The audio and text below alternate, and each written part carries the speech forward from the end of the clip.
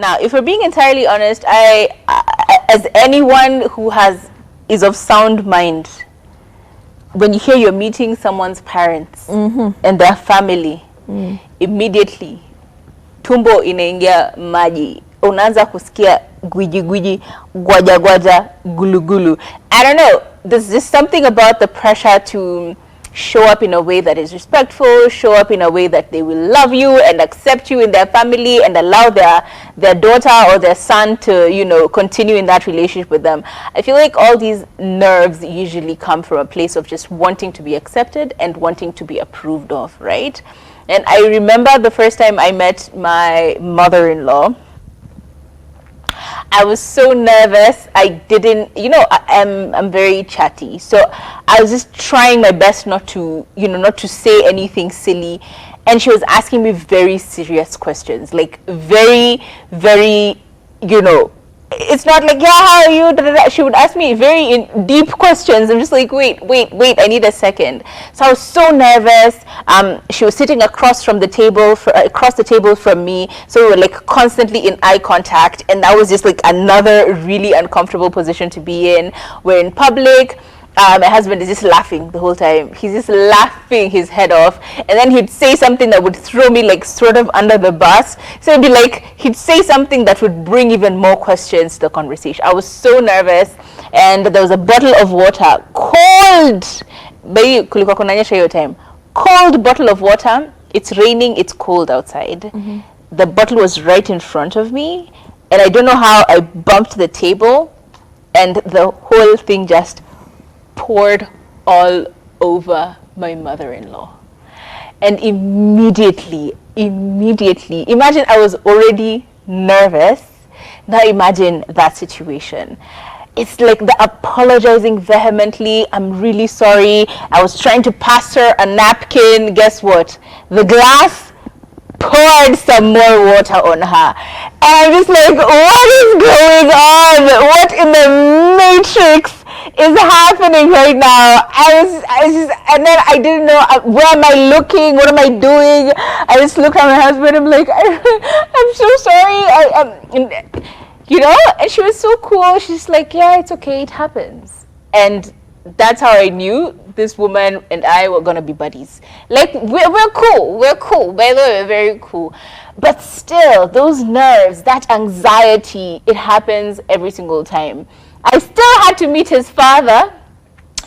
So y'all can imagine, it had to happen twice.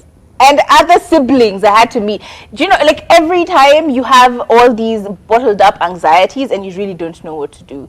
So here are some things you probably should not do as you are going to meet your in-laws. And even before I proceed, I feel like Turi also may have her own story to share, because I don't want to say something and then it causes issue. I'm just going to let her speak for herself. It's difficult. It's difficult meeting the family because you're like, hey. And I remember the first time it happened, I was so nervous. I think I shopped for clothes like 3 times. 3 times, like before they did. I'd go shopping, I'd be very satisfied, I'd get home, I'd try them, I'm like, this is not happening, this is not happening. So that's like number 1, dressing decently. Because it was then that I realized I do not have long clothes. Yes, sir. And you will realize that real quick. I do not have decent tops. So like I went shopping. Chest and legs. Exactly. Me, my legs are always outside. If it's not my legs, it's my chest. So now realizing that all your tops are just looking like a shower, I was really disappointed with myself. So I remember, I think I went shopping thrice, and every time I'd come home, I'd find a mistake with it. And eventually I ended up wearing the most basic white shirt, or purity, white shirt and black leggings. I was covered from head to toe. Kidogo nivae sport shoe, because you want to put your best foot forward. You don't want them to say, hey, alipata ule wa Nairobi, angalia ametoka Nairobi. No, you're not gonna do that to me. So I remember I showed up. Bato ni at karibu ni nyongwe. I was sweating. It was hot, by the way. I was sweating, lakini shati imedungwa kola hata na leggings za black uko chini. Yeah. And I think that's a very common thing, because oftentimes you're just like freaking out about what you're wearing. Additionally, you're freaking out about what the hell am I getting these people when I meet them? Because you can't show up empty-handed.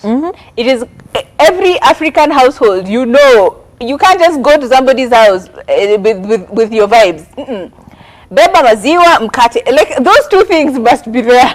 Bread and milk. Everything else, mafuta is expensive, acha tuwekeweke. Kaunga kachapati, tunaenda kula chapati kwao, so tuna replace kaunga. Kamoshere, juu watapika pilau, tuna replace. It's like basically you're thinking about, what are they cooking? Let me replenish that. Do you know what I mean? And then, do I get a personalized gift? Do I not get a personalized gift? I don't know these people very, very well, so I can't just like buy them something that's like absurd, you know, like chains, necklace. You don't even know what their taste is like. You can't buy them perfume because you don't know what their taste is like. Also, you don't want to look like you're trying to bribe them. You know, you don't want to look like you're trying to buy them off. Same energy as your man going to meet your parents for the first time and he's buying them a car. Do you know, it just comes off as they're trying to buy you off or buy them off, buy their affections off. So I don't know. Personally, I feel like it's very important to carry something, even if it is just those things that I have mentioned. Think about that kitchen. Don't worry about, and the father, does he drink? Get him a bottle of something. A nice whiskey, a mature one. 18 years and above. Usiende hapo kununua sijui 5 years. Who are you? Ilitengenezwa jana na ndio tukakwambia. It has to be 18, 21, 25 or over. Please. A nice bottle. If they don't drink, I don't know, a new Bible? I don't know. Like, find something for these people that feels personal but not too personal. True that. And as Kathami has said, Appa, we are yappers. The mouth is always open, it's always saying something. So I think meeting your in-laws for the first time, just observe and listen. Be an active listener. Less on speaking, because sometimes when you're speaking and you're nervous, you could say something dumb. You could give an opinion about something, tukuangalia, tushangae, tuseme, kumbe watu wa Nairobi wanasoundiki hivi, you know. And I feel like nobody will ever know you're foolish or you're stupid if you never open your mouth. So keep quiet, say your name, hi, be very polite. Right now, I feel like my cousins, in-laws, they're very surprised. You know, the person they see on social media versus the me who appears on holiday. Very humble girl. Very humble with her long dress. Intelligent. Listen. Hata sinanga maoni. Nasema So speak less, listen more.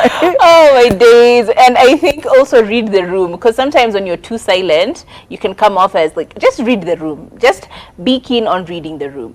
If you ask questions, answer the questions. If you are not, you know, when people are talking, then they have their banter, their inside stories. Usianze kusema ati nani huyo? Ati? That cousin of yours from kira. Even now when I meet relatives I do not know. I am quiet. We met someone the other day at the mall, and of course I don't know who this is, so we're just walking this person and I'm like, yeah, hi, yeah. Before he even said this is, it's like, oh, your wife. I'm like, oh, you hata sijai muona ananijulia wapi Mungu Baba. Where do they know me from? Now imagine you're over there gallivanting in town. Pia, can you act right when you're walking around? You don't know who is seeing you. Whatever, pick a video watume kwenyu. What are you gonna do? Who are you going to say? Who are you going to get you to help you? Another very, very important thing, chores. And this is a big teething issue. I will say teething issue because it just like everyone is bothered, right?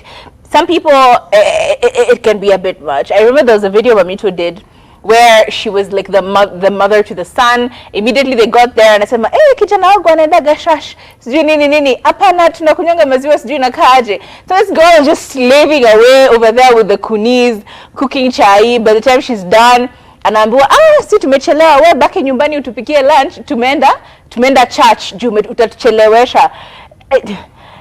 They're going to get into the car. Is the mother-in-law going to sit in the front, or are you sitting in the front? You know. But anyway, let's go back to chores. Chores. I feel like it's very, very, very, very, very important to read the room again. But don't also allow yourself to be a slave, right? there are families where honestly they don't want you near the kitchen, they don't want you to be taking up any chores, serving, whatever. You get there, food is ready, you sit down, you eat, you enjoy your food, table is cleared, as in you're a visitor at this point, you know.